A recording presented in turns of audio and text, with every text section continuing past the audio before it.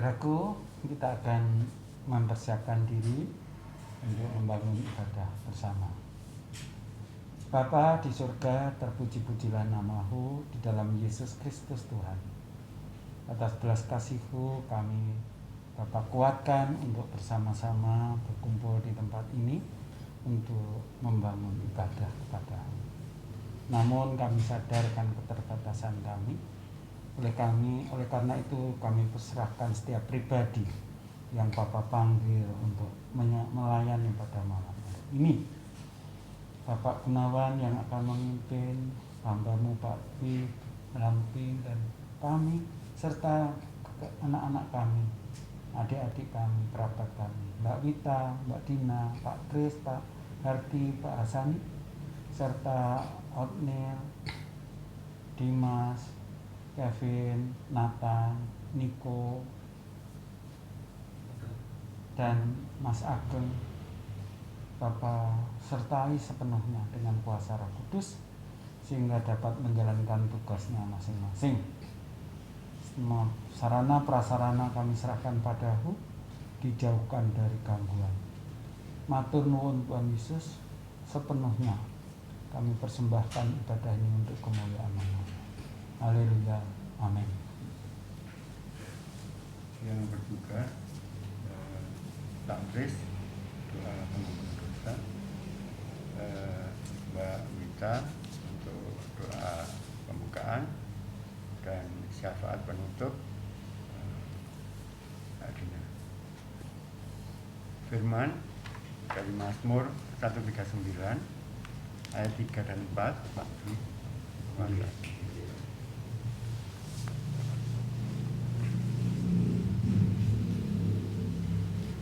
Mazmur 139 ayat 3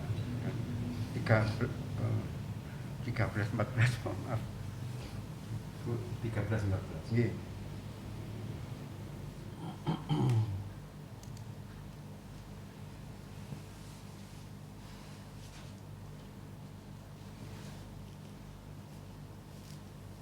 Shalom Alaihim Bisem Yesua Hamasya. Saudara-saudaraku dikasih Tuhan Yesus, dengan segala kerinduan kita berkumpul di tempat ini untuk kemuliaan nama-Nya. Oleh karena itu mari kita aturkan dengan penuh sukacita, penuh kelapangan hati, tinggalkan beban kita untuk memuji nama-Nya bersama saudara-saudara kita di rumah. Kita angkat pujian dengan pujian nomor 594, kami berkumpul memuji Tuhan, ayat 1 dan 3.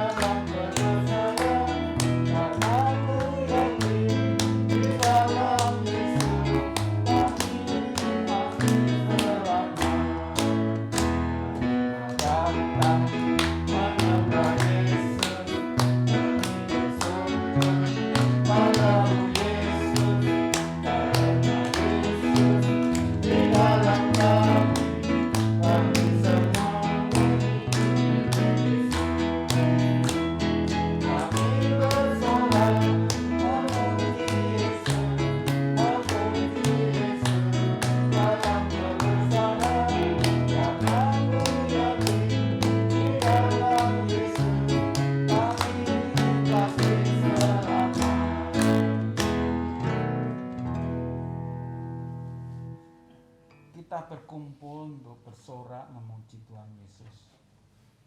Kita bisa merasakan betapa kasih-Nya membersamai kita sampai malam ini.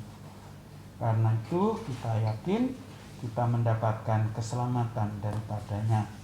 Kita puji namanya kembali Dengan kesiapan hati kita masuki gerbangnya. Nomor 353B.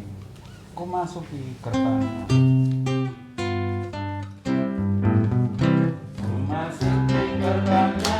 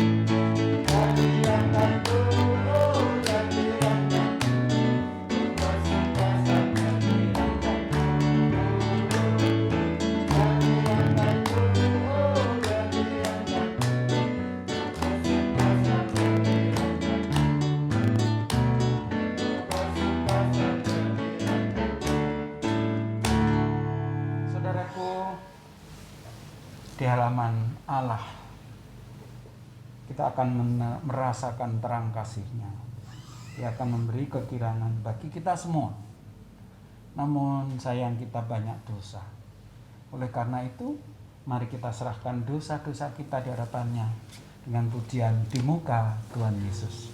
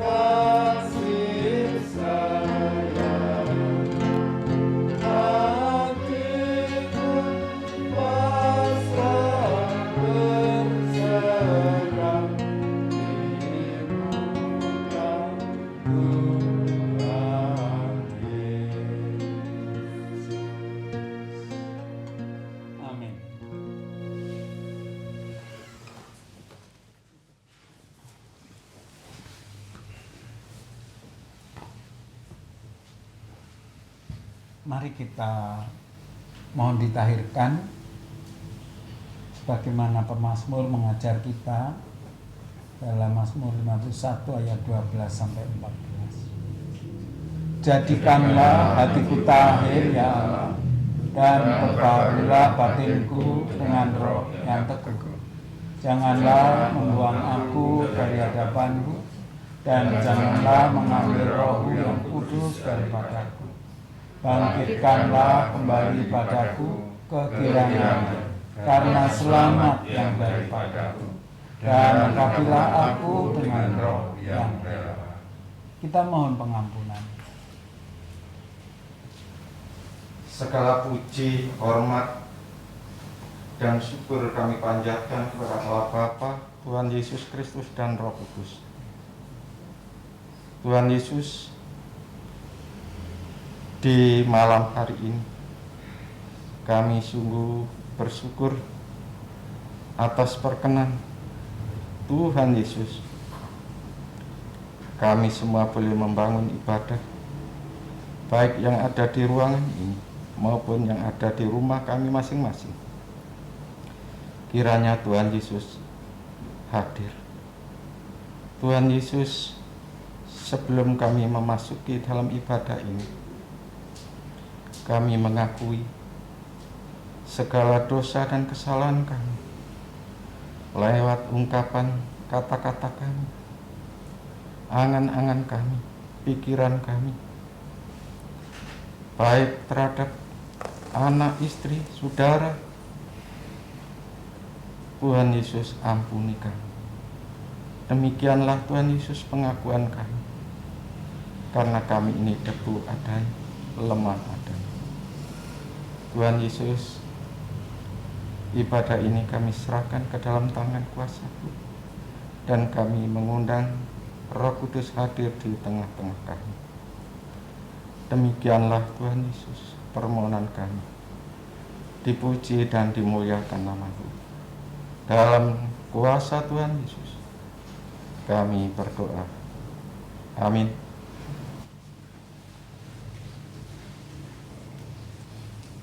Kita bersyukur atas pengampunan yang diberikan oleh Tuhan Yesus kepada kita semua malam ini. Dan kita akan masuk ke ruang Maha Kudus dengan penuh rasa syukur dan rasa hormat. Ku masuk ruang. Ku masuk ruang Maha Kudus dengan darah anak domba. Ku masuk dengan hati tulus menyembah yang Maha Kuasa. Ku menyembah-Mu, ku sembah-Mu, ku menyembah-Mu,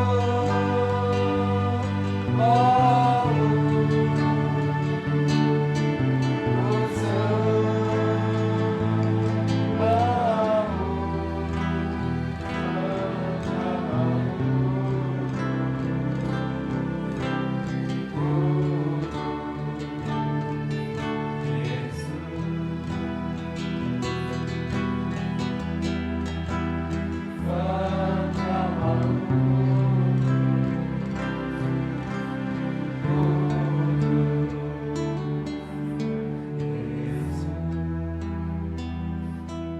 Di hadapan yang Maha Kudus, mari saudaraku, kita bersorak-sorai bersama malaikat di surga. Sama malaikat di surga, nyanyikan pujian, bermazmur hatimu, muliakan nama-Mu. Yesus, aku memuji.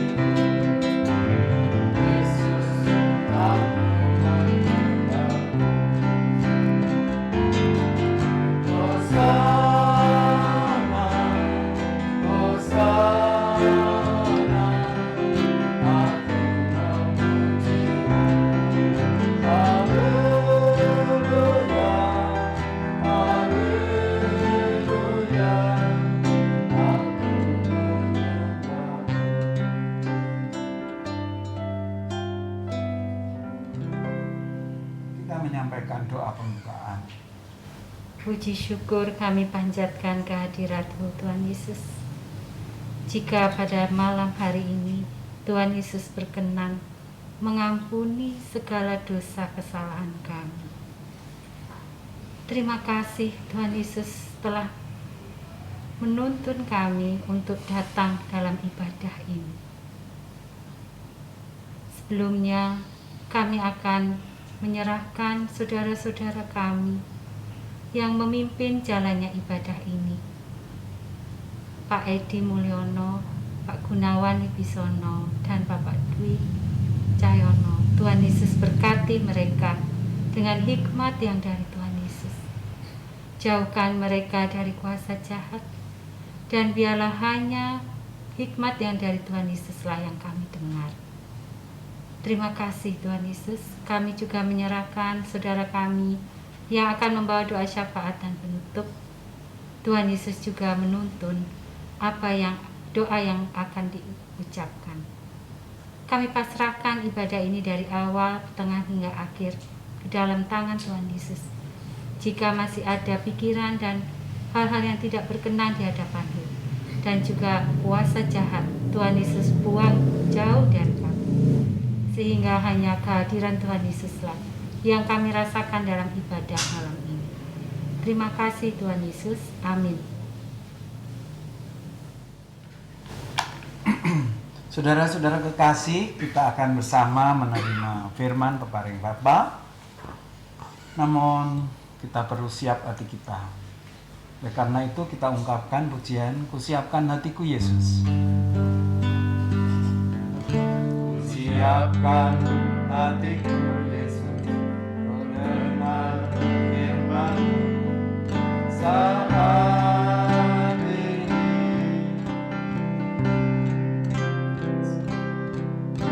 Sujud menyembah-Mu Yesus dalam hadirat-Mu saat ini.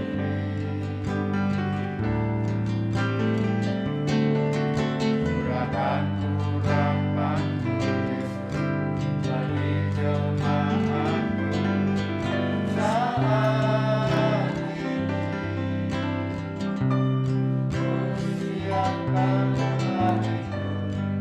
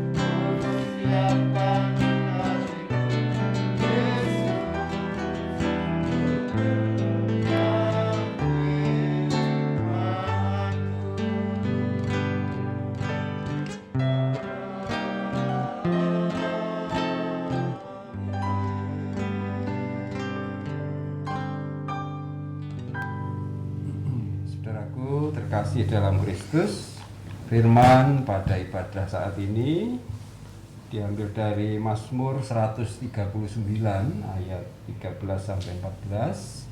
Namun sebelumnya kita akan berdoa.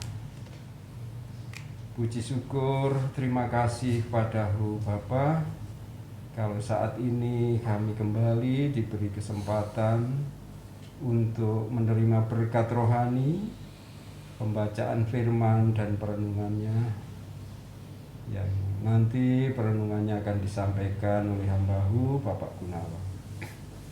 Namun kami menyadari bahwa kami tidak mampu memahami apalagi memberlakukan firman-Mu, karena hidup kami penuh dengan kelemahan, keterbatasan, dan dosa.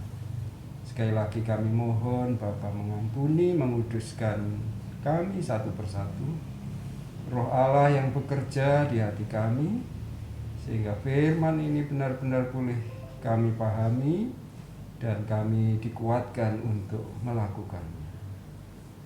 Terima kasih Bapa, kami serahkan pembacaan firman dan perenungannya sepenuhnya dalam tuntunan Tuhan kami Yesus Kristus. Amin. Mazmur 139 ayat 13 dan 14. Demikian, sebab Engkaulah yang membentuk buah pinggangku, menenun aku dalam kandungan ibuku. Aku bersyukur kepadamu oleh karena kejadianku dahsyat dan ajaib. Ajaib apa yang kau buat, dan jiwaku benar-benar menyadarinya. Amin. Shalom Aleichem, Bishem Yeshua Mashiach. Shalom, Bishem Yeshua Mashiach. Damai sejahtera Allah Bapa, Putra dan Roh Kudus kiranya dianugerahkan kepada kita semuanya, baik yang ada di rumah maupun kita yang ada di tempat ini. Amin. Bapak Ibu Saudara sekalian, sungguh kita bersyukur oleh karena kesempatan di mana kita boleh membaca dan merenungkan firman Tuhan yang barusan dibacakan oleh Pak Dwi adalah merupakan doa Raja Daud. Doa Raja Daud atas kedahsyatan Allah dalam menciptakan umat manusia. Jadi dikatakan tadi bahwa Allah itu telah membentuk buah pinggangku, menenun aku dalam kandungan ibuku. Barangkali kita sekalian juga kemudian bertanya-tanya, kenapa yang disebutkan ini kok buah pinggang, kok tidak yang lain gitu ya. Nah, kalau kita membaca di dalam bahasa Ibrani itu, buah pinggang itu disebut kilyah. Itu adalah istilah dalam bahasa Ibrani. Nah, kilyah ini punya banyak arti sesungguhnya. Tetapi kita tahu pada zaman modern ini buah pinggang itu adalah ginjal ya. Nah, ginjal itu punya fungsi apa? Dia menyerap racun. Dia memfilter unsur-unsur yang tidak dibutuhkan oleh tubuh ini untuk tidak dibawa beredar ke seluruh tubuh kita. Jadi ginjal ini berfungsi sebagai fungsi kontrol agar semua racun, semua makanan yang tidak berguna, unsur-unsur yang tidak diperlukan oleh tubuh manusia itu diserap, ya, ditahan dan dibuang oleh ginjal. Jadi sesungguhnya dalam bahasa Ibrani istilah kilyah ini mungkin kita akan bisa mendapat keterangan dari Mazmur 16 ayat 7.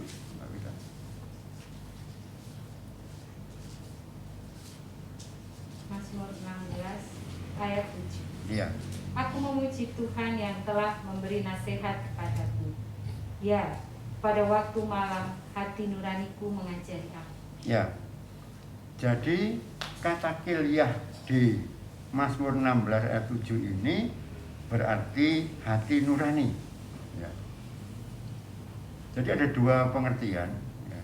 Yang tadinya hanya secara fisik itu adalah ginjal, di mana ginjal ini fungsinya adalah menahan, ya, menyerap, ya, membuang hal-hal yang tidak baik agar tidak ikut dalam darah beredar dalam tubuh. Kemudian yang kedua ini artinya hati nurani. Ya. Nah, apabila kita kaitkan kedua-duanya, ini ada arti bahwa sesungguhnya kita diciptakan oleh Tuhan ini secara alami, ya, kita telah dilindungi oleh satu organ, ya, dilindungi oleh satu organ yang mencegah kerusakan badan kita. Nah, arti secara rohani, ya, itu adalah kita diberi hati nurani agar apa yang kita lakukan ini tidak hal-hal yang tidak baik, adalah hal-hal yang baik. Jadi saya bisa membayangkan bagaimana dahulu Allah itu menciptakan manusia, sudah memberikan satu piranti keras ya, kalau kita berbicara dalam bahasa komputer itu ada piranti keras dan piranti lunak ya. Nah, piranti kerasnya ini ginjal ini fungsinya untuk itu. Nah, piranti lunaknya itu adalah hati nurani ini, juga fungsinya untuk mencegah manusia ini berbuat keliru ya, berbuat salah. Jadi sangat luar biasa ya. Kalau kita lebih lanjut ingin mengetahui untuk apa sih tujuan Allah itu menciptakan manusia, maka silakan Mbak Dina baca Efesus 2 ayatnya yang ke-10. Efesus 2 ayat 10. Karena kita ini buatan Allah, diciptakan dalam Kristus Yesus untuk melakukan pekerjaan baik. Jelas, yang ya. dipersiapkan Untuk melakukan pekerjaan baik. baik ya. Selanjutnya. Yang dipersiapkan Allah sebelumnya. Ia mau supaya kita hidup di dalamnya. Nah, ya, kita ini diciptakan dalam Kristus Yesus untuk melakukan pekerjaan baik ya, yang dipersiapkan Allah sebelumnya, dan Allah mau supaya kita hidup di dalamnya. Jadi kita ini sesungguhnya diciptakan itu tidak untuk yang lain, tapi untuk pekerjaan baik gitu ya. Nah, tapi pada kenyataannya, apakah semua manusia baik? Ternyata tidak ya. Ternyata tidak. Padahal tujuan pembentukan manusia ini adalah untuk melakukan pekerjaan baik ya. Nah, pekerjaan baik itu bentuknya seperti apa aja sih? Kalau kita melihat dalam Alkitab itu ada banyak sekali ya, bentuk-bentuk perbuatan baik, pekerjaan baik. Kita ambil beberapa contoh. Matius 22 ayat 39 yang B, Pak Kris. Matius 22 ayat 39 yang B saja. Kasihilah sesamamu manusia seperti dirimu sendiri. Jelas ya. Apabila kita mengasihi sesama manusia seperti diri kita sendiri, adakah pertengkaran? Adakah pertikaian? Adakah kebencian? Ya. Semuanya tidak ada. Karena kita dikehendaki untuk mengasihi sesama kita sebagaimana kita mengasihi diri sendiri. Tetapi yang ada justru iri hati ya. Yang ada justru ketidakpuasan melihat teman, saudara lebih berprestasi ya. Bahkan di Indonesia ini ada satu suku ya, satu suku yang sebenarnya terkenal suku ini. Tetapi kalau ada saudara yang lebih berhasil dari yang lain, itu sampai terjadi ada kiriman-kiriman yang gaib ya, yang mencegah saudaranya ini berprestasi lebih daripada dirinya ya. Hanya satu suku, ada banyak sekali. Nah, itu adalah wujud di mana praktek kehidupan yang menyimpang dari tujuan Allah dalam menciptakan kita sebagai manusia ya. Bentuk perbuatan baik yang lain adalah 1 Yohanes 4 ayat 20. 1 Yohanes 4 ayat 20. Jikalau seorang berkata, aku mengasihi Allah, dan ia membenci saudaranya, maka ia adalah pendusta. Karena barang siapa tidak mengasihi saudaranya yang dilihatnya, tidak mungkin mengasihi Allah yang tidak dilihatnya. Ya. Sekarang dipersempit ya. tadi kalau kita dikehendaki mengasihi sesama kita, dipersempit mengasihi saudara. Kalau saudara hanya satu gitu aja mungkin lebih gampang ya untuk mengasihi saudara, karena tidak ada saudara yang lain. Tapi kalau 11 bersaudara begitu, kira-kira apakah semuanya itu bisa saling mengasihi? Ya, saya kira itu sulit. Ya. Jangankan 11 bersaudara, baru 4 saja sudah ada salah satu yang dianggap menjengkelkan, dianggap begini begitu ya. Yang di dalam firman Tuhan dari 1 Yohanes ini kita dikehendaki untuk mengasihi ya. Tidak ada penjelasan mengasihi kalau dia mengasihi kamu, ya kan? Mengasihi kalau dia berbuat baik kepadamu, tidak ada. Tapi firman-Nya adalah apabila ia membenci saudaranya, maka ia adalah pendusta. Ya. Jadi bentuk kebaikan yang lain ini adalah mengasihi saudara tanpa syarat. Ya. Apapun keadaan saudara itu, kita harus mengasihinya. Ya. Nah, lebih-lebih ya pada Filipi 2 ayat 1, 2 dan 3 ini bukan hal yang mudah ya. Silakan dibaca kok. Filipi 2 ayat 1, 2 dan 3. Jadi karena dalam Kristus ada nasihat, ada penghiburan kasih, ada persekutuan roh, ada kasih mesra dan belas kasihan. Karena itu sempurnakanlah sukacitaku dengan ini.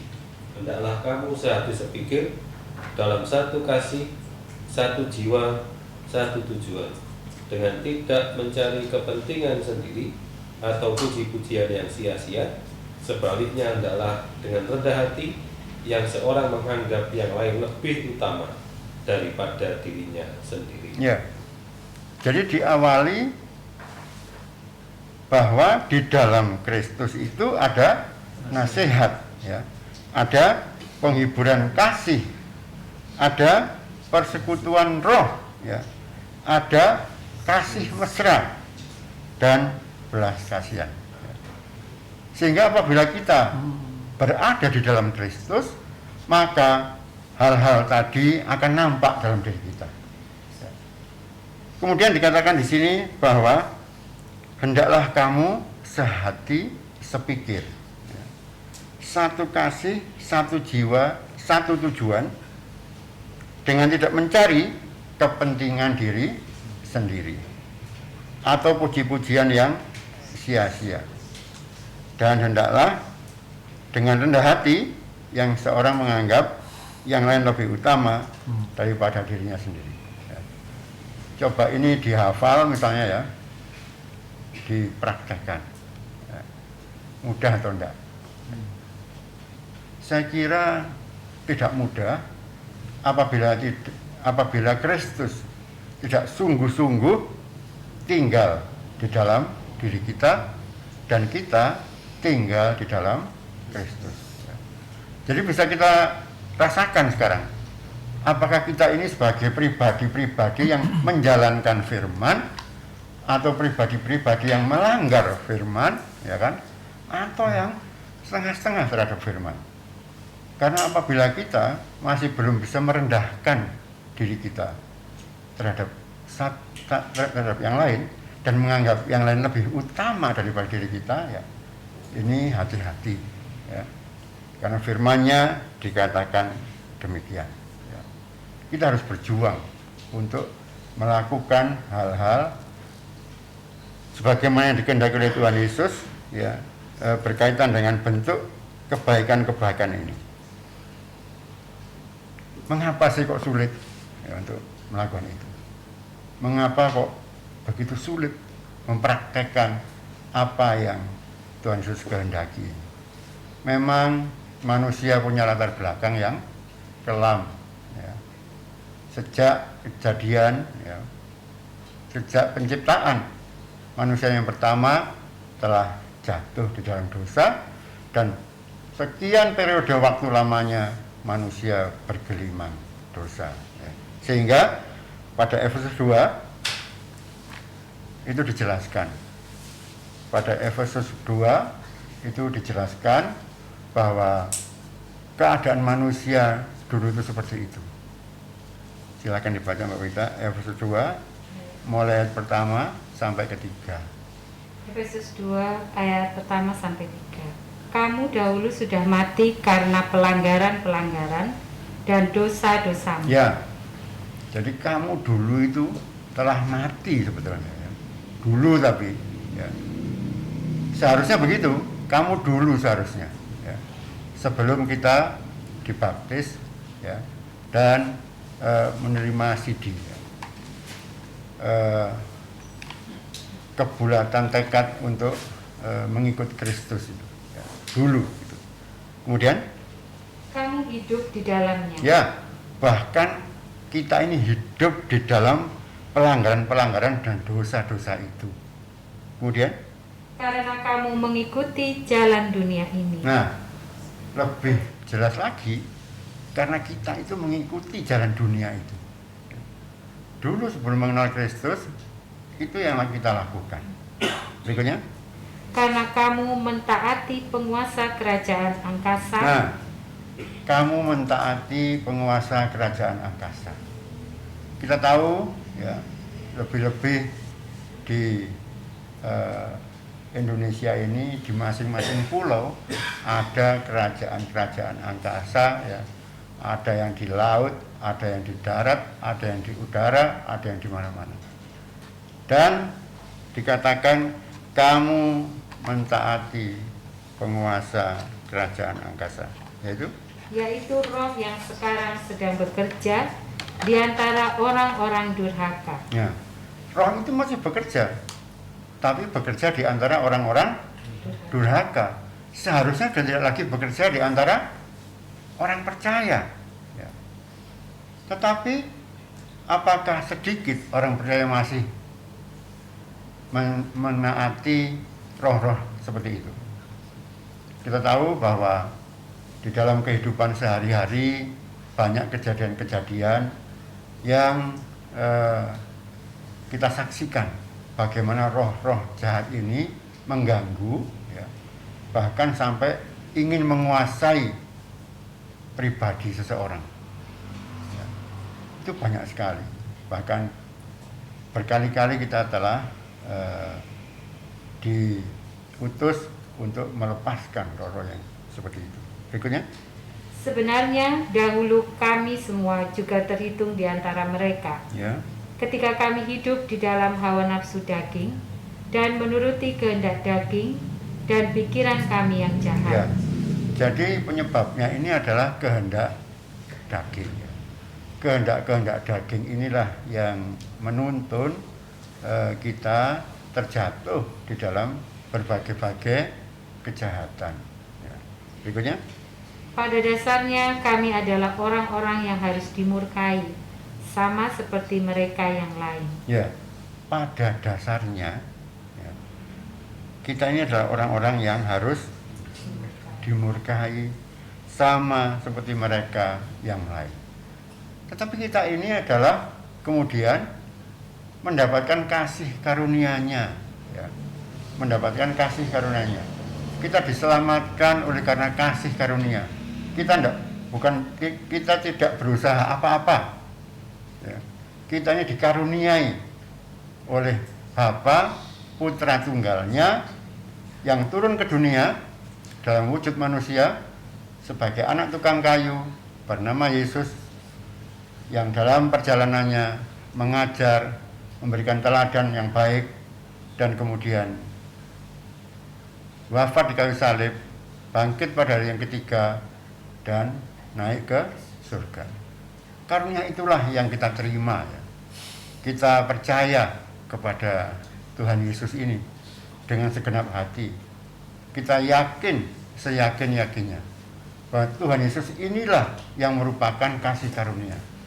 Karena hanya bersama Yesus maka kita nanti akan kembali ke surga ya, yang kekal. Nah, tetapi masalah yang dibaca pada Efesus 2 sampai 3 ini menjadi bayang-bayang yang terus menarik kita, menyeret kita, ya, untuk menoleh ke belakang. Kita ingat pada zaman Abraham, Lot sudah diperingatkan, janganlah ketika kamu lari, ya, menoleh ke belakang. Tapi istri Lot, dia menoleh ke belakang, dan akhirnya dia menjadi tiang garam. Ya. Itu adalah karena memang hal-hal yang bersifat kedagingan itu memiliki kenikmatan di dunia ini. Ya. Kekayaan, pangkat, hal-hal yang sungguh seolah-olah merupakan hal yang memanjakan kita di dunia ini, ya, itu memaksa kita untuk menoleh ke belakang. Nah, apabila kita menoleh pada hal ini, maka sulit untuk kita bisa melawan kedagingan kita menuju ke kehidupan yang dikuasai oleh Roh Kudus. Ya. Oleh karenanya, mari kita baca Lukas 9 ayat 23. Ini resep pertama yang harus kita ingat. Lukas 9 ayat 23. Lukas 9 ayat 23. Katanya kepada mereka semua, setiap orang yang mau mengikut aku, ia harus menyangkal dirinya, memikul salibnya setiap hari dan mengikut aku. Ya, resep ini merupakan resep yang menjadi entry point kita di dalam kita menerima kasih karunia Allah, yaitu Tuhan Yesus Kristus ini. Ya. Karena Tuhan Yesus sendiri yang berfirman ini, agar apabila kita mau mengikut Kristus, maka kita harus menyangkal diri kita, memikul salib kita setiap hari, dan mengikut aku. Ya. Lalu, apa bentuk penyangkalan diri ini? Kita seringkali menghafal firman ini dengan mudah, ya. Ini firman di luar kepala, ya kan? Tapi apa bentuk penyangkalan diri kita itu? Kita baca pada Roma 8 ayat 13, Pak Kris. Roma 8 ayat 13. Sebab jika kamu hidup menurut daging, kamu akan mati. Tetapi jika oleh Roh kamu mematikan perbuatan-perbuatan tubuhmu, kamu akan hidup. Ya. Jadi firman ini mendasari, ya, perbuatan kita, mendasari kegiatan kita sehari-hari, mendasari aktivitas kita sehari-hari, sehingga kita tidak lagi mengandalkan kepada hal-hal yang bersifat kedagingan. Ya. Orang-orang Farisi masih sangat menonjolkan hal yang bersifat kedagingan. Ya. Ketika melihat Tuhan Yesus begitu lemah lembut, ya, begitu seolah-olah tidak berdaya, maka dia menolak keras. Saya tidak mau yang ini. Saya ingin seperti Daud, seperti Salomo yang begitu hebat. Ya. Daud itu bisa mengalahkan berlaksa-laksa, ya kan? Puluhan ribu orang dalam sehari bisa dihabisi nyawanya oleh Daud. Ya. Kekayaan Salomo tidak terbandingi oleh siapapun. Itu yang dikehendaki oleh orang Farisi. Ya, sehingga pandangan yang seperti itu mengakibatkan kesalahan sikap hidup kita. Ya. Karena kita masih membanggakan hal-hal yang tidak kekal, tidak bernilai kekal. Ya. Kita masih ingat, ya, hingga saat ini ada pengarang lagu doa Yabes. Ya. Doa Yabes itu apa? Doa permohonan memperluas daerahnya, menambah-nambah kekayaannya. Ya. Ini masih dilakukan sampai saat ini. Jadi harapan manusia zaman now katanya, ya kan? yang seharusnya berfokus pada Kristus untuk kehidupan masa depan kelak yang abadi masih melihat yang duniawi, ya. Dan ini dibangga-banggakan apabila melihat seseorang di dalam Kristus yang hidupnya sederhana, meskipun dia hidupnya penuh damai sejahtera, diremehkan, ya. Yang dilihat adalah yang mobilnya mewah semuanya, jumlahnya 5, yang rumahnya begitu megah, dan itu yang dibanggakan. Padahal sudah bukan itu lagi yang seharusnya kita utamakan, tapi kehidupan di dalam roh, ya. Seperti Roma 8:13 ini, ya. Selanjutnya kita juga bisa menyangkal diri sesuai dengan Galatia 5 ayat 16. Galatia 5 ayat 16. Maksudku ialah hiduplah oleh roh, maka kamu tidak akan menuruti keinginan daging. Ya. Jadi di sini ditekankan oleh Rasul Paulus, ya, bahwa hiduplah oleh roh, ya. Kalau kita hidup oleh roh, tidak terpikat oleh hal duniawi, ya, maka kita tidak lagi akan mempermasalahkan hal-hal yang sifatnya iri hati, ya, sifatnya tidak ingin orang lain lebih sukses daripada kita, dan seterusnya. Ya. Nah, ini adalah bentuk-bentuk di mana kita menyangkal diri. Lalu bagaimana bentuk dalam kita memikul salib? Ya. Yang kedua itu setelah menyangkal diri, memikul salib. Kita baca pada Matius 27 ayatnya 27 sampai 31 tuh. Matius 27 ayat 27 sampai 31. Kemudian serdadu-serdadu wali negeri membawa Yesus ke gedung pengadilan, lalu memanggil seluruh pasukan berkumpul sekeliling Yesus. Mereka menanggalkan pakaiannya dan mengenakan jubah ungu kepadanya. Mereka menganyam sebuah mahkota duri dan menaruhnya di atas kepalanya, lalu memberikan dia sebatang buluh di tangan kanannya. Kemudian mereka berlutut di hadapannya dan mengolok-olokkan dia. Katanya, "Salam, hai Raja orang Yahudi." Mereka meludahinya dan mengambil buluh itu dan memukulkannya ke kepalanya. Sesudah mengolok-olokkan dia, mereka menanggalkan jubah itu daripadanya dan mengenakan pula pakaiannya kepadanya. Kemudian mereka membawa dia keluar untuk disalibkan. Nah, itulah, ya, Tuhan kita itu mengalami hal yang seperti itu. Diludahi, diolok-olok, bahkan bajunya diganti kain ungu, tapi untuk dipermalukan, ya. Tapi bagaimana Tuhan Yesus?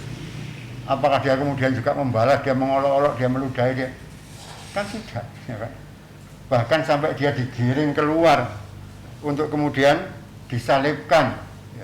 Tuhan Yesus melakukannya. Hal inilah yang perlu kita renungkan dan kita praktekkan dalam kehidupan kita. Apabila kita diolok-olok, apabila kita diremehkan, dihina, maka ingatlah Kristus, ya. Karena apa yang menjadi teladan Kristus ini apabila terjadi dalam kehidupan kita, maka kita patut bersyukur, berbahagia, ya.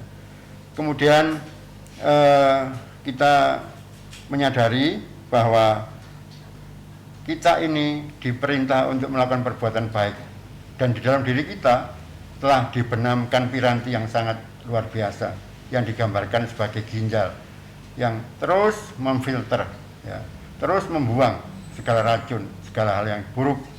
Dan kita diberi hati sanubari yang apabila kita berhubungan dengan Tuhan Yesus, maka sanubari kita ini terus diperbarui, terus diperkuat agar kita bisa menapis hal-hal yang tidak baik untuk tidak kita lakukan. Memang tidak mudah, tetapi ingatlah bahwa apa yang kita lakukan dan kita perjuangkan untuk menjadi yang seperti dikehendaki oleh Tuhan, itu ada imbalan, ya kan? Kita baca pada Roma 8 ayat 18, Mbak Wita, yang terakhir. Roma 8 ayat 18. Sebab aku yakin bahwa penderitaan zaman sekarang ini tidak dapat dibandingkan dengan kemuliaan yang akan dinyatakan kepada kita. Ya. Jadi penderitaan yang kita alami pada saat kita hidup di dunia ini tidak sebanding dengan kemuliaan yang akan kita terima kelak. Jadi biarlah apabila kita mengalami hal-hal yang menantang, yang menentang, yang membuat kita ini sebagaimana Kristus diperlakukan, tidak perlu kita membalas, tidak perlu kita bersungut-sungut, ya. Oleh karena sesungguhnya kita telah diberi kekuatan, yaitu apabila kita hidup di dalam Kristus, sanubari kita ini, hati nurani kita ini akan diberi satu kuasa untuk kita melakukan yang baik sebagaimana rancangan Tuhan menciptakan kita manusia melakukan pekerjaan baik. Kiranya Roh Kudus menyempurnakan pemahaman pada diri kita masing-masing, dan semuanya itu akan menjadikan diri kita bisa melakukan pekerjaan baik oleh karena kehendaknya. Amin.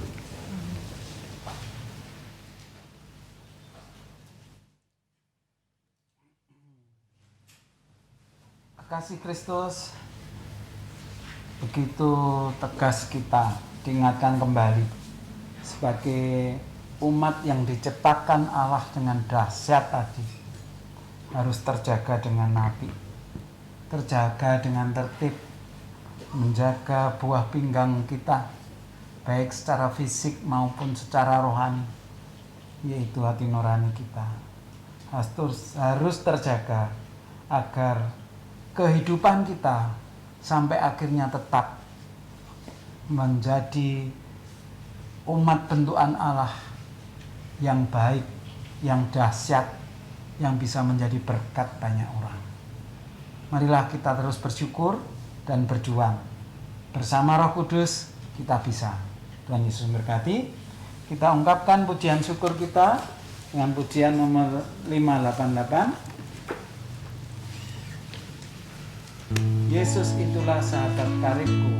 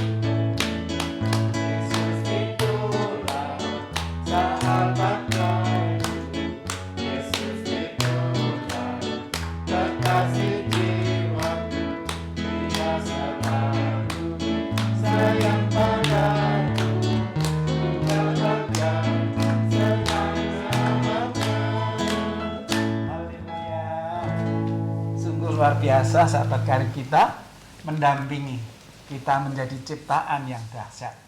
Kita akan berdoa syafaat dan sekaligus doa penutup. Mari kita menyatukan hati kembali. Terima kasih ya Tuhan Yesus yang Maha Baik, karena Tuhan Yesus telah memberkati kami dalam beribadah di malam ini. Terlebih Bapa telah memberkati juga dengan firman untuk kehidupan kami. Mampukan kami bisa melakukannya ya Bapa. Bapa, saat ini kami hendak berdoa syafaat. Kami menyerahkan persekutuan doa yang telah Bapa bentuk, baik di kota-kota Jawa Timur, Jakarta, Ambon, Makassar, Yogyakarta. Berkati para imam Soko Guru Piranti yang telah Bapa tetapkan. Kiranya Bapa menguatkan hati jiwa rohnya di dalam menjalankan tugas dari Tuhan Yesus untuk mengembalakan para warga yang telah Bapa pilih. Sehingga kami ini semakin kuat di dalam Tuhan Yesus, iman percaya kami, meskipun dengan segala keberadaan kehidupan kami. Kami juga menyerahkan gereja-gereja dimanapun berada, berkati para pendeta, pastor, dan juga para pekerja yang lainnya, di dalam menjalankan tugasnya untuk mendampingi para jemaat, sehingga para jemaat tetap bertekun dan bersemangat hanya di dalam Tuhan Yesus. Dan juga bangsa negara kami, di mana saat ini yang masih mengalami pandemi dan juga banyak sekali bencana alam di mana-mana. Kiranya Bapa mampukan para pemimpin kami dari pusat hingga ke pelosok daerah di dalam menyelesaikan permasalahan yang ada, sehingga semuanya seturut dengan kehendak Tuhan Yesus. Tuhan Yesus, kami juga tak lupa menyerahkan iuran sukarela yang sudah kami kumpulkan. Sucikan, kuduskan ya Bapa, sehingga bisa menjadi sarana berkat untuk pelebaran kerajaan Tuhan Yesus di muka bumi ini. Bapa, selanjutnya apapun aktivitas kami tetap bermohon penyertaan Tuhan Yesus. Dan doa ini kami tutup dengan doa yang telah Bapa ajarkan kepada kami. Bapa kami yang di surga, dikuduskanlah namamu, datanglah kerajaanmu, jadilah kehendakmu Di bumi seperti di surga. Berikanlah kami hari ini makanan kami yang secukupnya, dan ampunilah kami akan kesalahan kami, seperti kami juga mengampuni orang yang bersalah pada kami. Dan janganlah membawa kami dalam pencobaan, tetapi lepaskanlah kami daripada yang jahat, karena Bapa yang punya kerajaan, kuasa dan kemuliaan sampai selama-lamanya. Amin.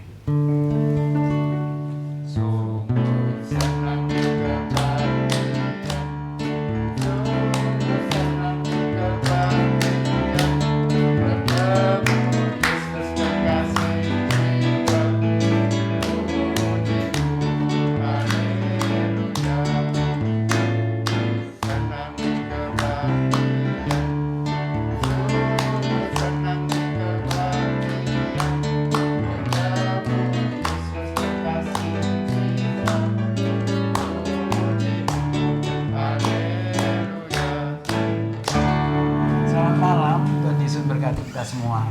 Amin.